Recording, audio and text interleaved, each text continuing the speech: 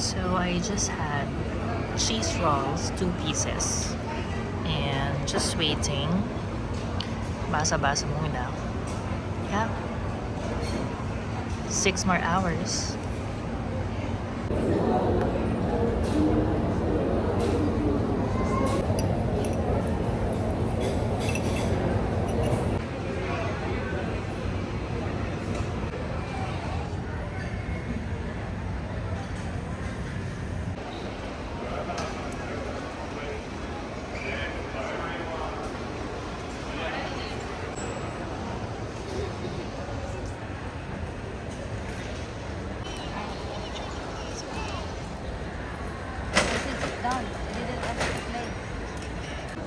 Ano man, lamok-lamok ka. Oo nga po. Ano pangalan mo? France po. France. Opo. Anong oras po flight niyo? Oo, aga ako. 8:15. Okay. Ako po 10 o'clock pa po. Ikaw?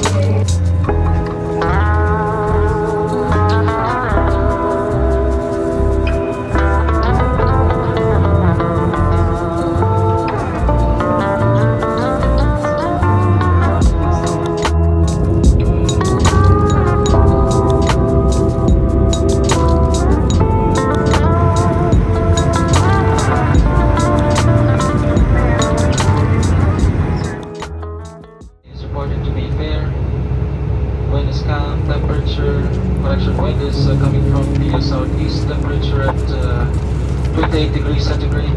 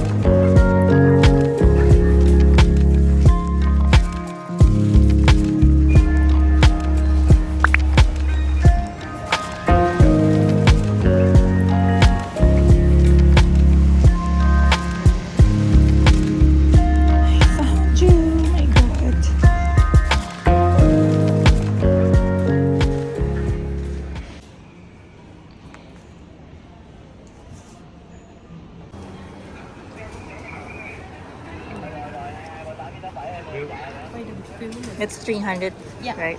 I change food. Thank you.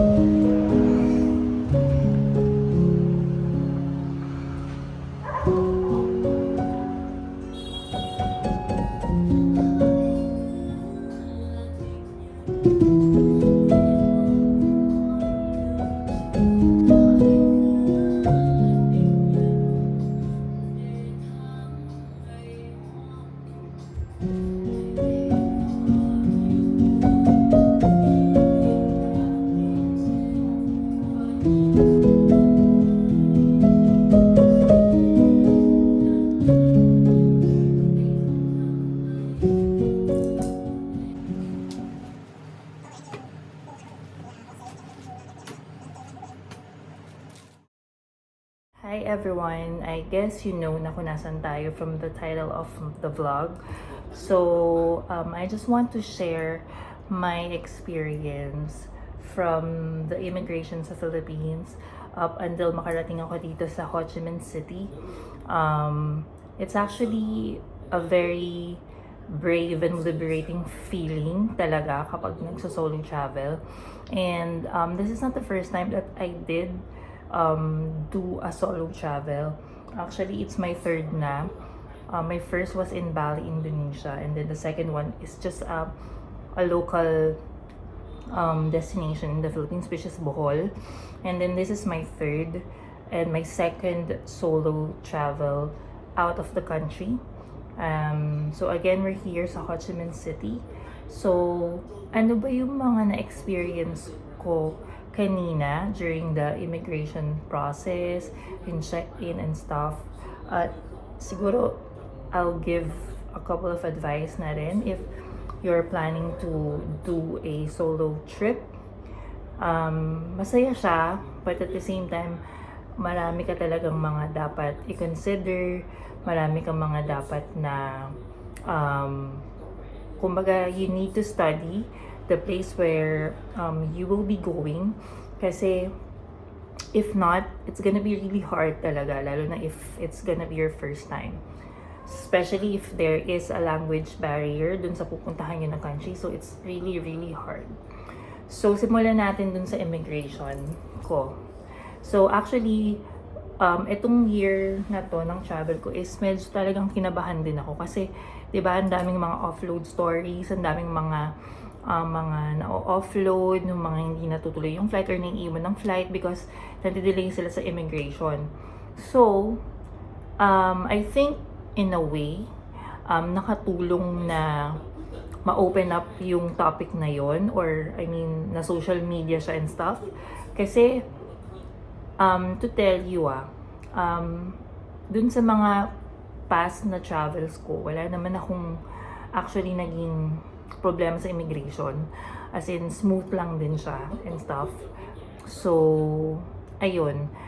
Pero this time around, nag-ready din ako kasi nga, hindi ko alam kung ano na yung mga eksena ng immigration kasi it's been like 2 years or 3 years. Kasi nga, di ba, pandemic, so hindi nakapag-travel. So, ito yung first time na nag-print out ako ng mga documents. As in, like, print ko talaga lahat. Literally, yung itinerary ticket, yung even yung mga bank certificate, meron ako noon, mga hotel booking. Unlike before, as in like never ko siyang ginagawa kasi as in like nasa phone lang lahat. So ngayon, just to be ready, print ko na lang din siya just in case na hanapin. So I think the best advice is, especially if you will be traveling solo then, might as well be prepared. Just print the necessary documents such as your itinerary, your back and forth ticket, your hotel booking, and probably if you have like certificate of employment, pwede rin yun. Pwede rin yung mga certificate of leave, mga ganon, and bank statement and stuff. So actually ako, yun lang naman yung prepare ko. Although, when I get to the... Okay, ito muna. Dumating ako ng airport around 2 p.m. Kasi ang flight ko is 10. So, super aga akong dumating. Kasi nga, nag-anticipate ako na baka maraming tao. So, I think guys, it's more practical and it's more efficient if you will go on a earlier time. Kasi una sa lahat, hindi ka magmamadali. Pangalawa is, pwede ka naman kasing doon na lang maghintay sa airport. Upo ka doon, kain-kain ka doon and stuff. Ikot-ikot ka.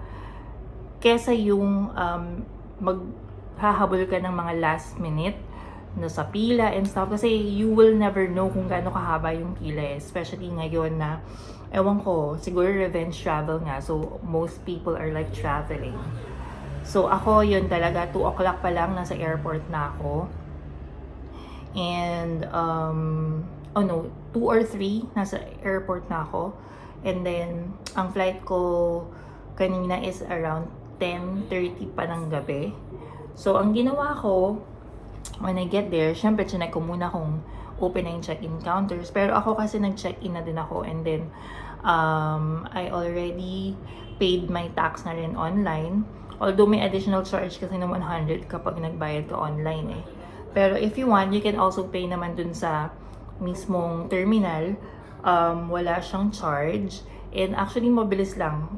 Kanina nakita ko parang konti lang yung mga lines dun sa terminal. So, okay lang naman na gawin nyo either way. And then, yun nga, nag-check-in na din ako ahead of time. Like a day before my flight, nag-check-in na din ako. But the thing is, if you have like check-in baggages or luggages, you actually need to pila pa talaga. Kailangan mo talagang pumila kasi syempre, ibabag drop mo yung mga bagahe mo and stuff. So, yun, kailangan mo talaga siyang tsagain.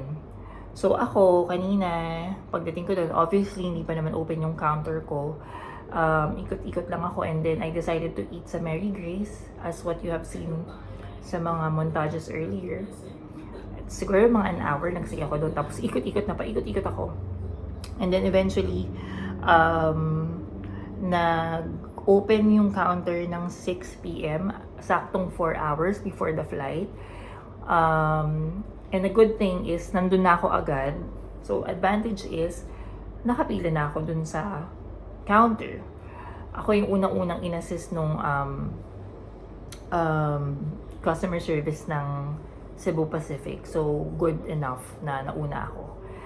Actually, nagtagal lang ng konti kasi I think they had like a system issue daw or something. So, medyo nagtagal ako doon. Pero, mabilis naman. Chinek lang yung passport and then yung actually, hindi na hiningi yung printed copy ng itinerary. As in like, yung passport lang kinuha and then type. That's it. Bigyan na ako ng boarding pass. And then after which, yun nga, binag-drop ko na din yung luggage ko. And then, diretso na ako agad ng immigration. So nga pala, what I did was, since the new protocol now for the departure cards is online na din, you don't have to, magsulat pa ng form. Kasi dati ganun eh. So ako, ginawa ko na ahead of time. A day before my flight, pumunta na ako ng etravel.com.ph. Kung tama ako, ilalagay ko na lang yung link. And then, ayun, kinomplete ko lang yung mga details doon. And then, yun lang pinakita ko. Actually, hindi naman talaga tinignan eh. Hinanap siya, pero tinignan lang. Tapos, hindi naman scan or what. So, ayun. Then, pila na ako sa immigration. Actually, mabilis lang din ako sa immigration, to be quite honest. Siguro luckily na pagdating ko dun sa immigration is medyo ubos na yung tao kasi ngagabi na yung flight ko. Well, I'm not sure or nauna lang talaga ako sa pila. So, pagdating ko doon, super bilis lang. Like, as in, 5 minutes lang or less than 5 minutes. And basically, ang tinanong lang sa akin una is, saan ka pupunta? So, I said, Ho Chi Minh City. She didn't even ask kung kailan ako babalik. She just asked for the copy of my itinerary ticket. So, binigay ko lang sa kanya yon. And then, she didn't ask me kung kailan, which is 6 days lang naman ako dito. And then, she also asked me, when was your last travel? So, sabi ko, sa Bali, Indonesia, 2019. And then, actually, medyo poker face kasi si ate girl. Girl siya. Tapos, hindi ko kasi mawari kung masungit siya or what. Pero, hindi naman like intimidating, pero poker face lang kasi siya eh. She's not smiling or anything. Although, naka-mask, kasi makikita mo naman kung nagsasmile or not, diba? Sa mata. So, ayun. And then, ang issue ko kasi is, ang daming ang ingay pala, ang ingay dun sa lugar. So, hindi ko talaga masyadong marinig yung tinatanong ni immigration officer. So, talagang, sorry po, ano po yun? Paulit ako ng ganun. So, baka na-answer din siya about that. Tapos, ayun, tinanong pa pala niya ako about my employment. Actually, kasi I think they have like a database. So, nakita pa nila yung previous employer ko. So, parang tinanong niya, so hindi ka na sa company na to nag-work? Sabi ko, ay, hindi na po. Umalis na ako dyan. Tapos, lumipat na po ako sa bagong company. And then, that's it. Actually, munang picturean ako bago niya ako tanongin. And then, stamp na. Then, yun. Less than 5 minutes, it's done. Finished. Then, ayun, pagdating mo dun sa last security check, you just have to, like, put your, all your things, your jacket, your cap, your bag, even your shoes. You have to remove your shoes sa isang tray, lalagay yun sa x-ray machine, and then, ikaw, papasok ka ng, parang, ewan ko, basta parang cubicle something. So, you have to do this thing, ganyan. Yan. Tapos yun, go na, tapos na. So like super smooth lang talaga. So thank God na it was like so smooth and so super fast. Kaya yeah, kudos na medyo improving yung ano natin, yung immigration experience natin. It's like super late na. I think mag-3 o'clock na dito or 2 o'clock or something here in Ho Chi Minh City. So I will just end this vlog for now, and then I'll see you tomorrow for my official first day here on Ho Chi Minh City. Okay, so good night. I'll rest now. Thank you guys. Bye for now.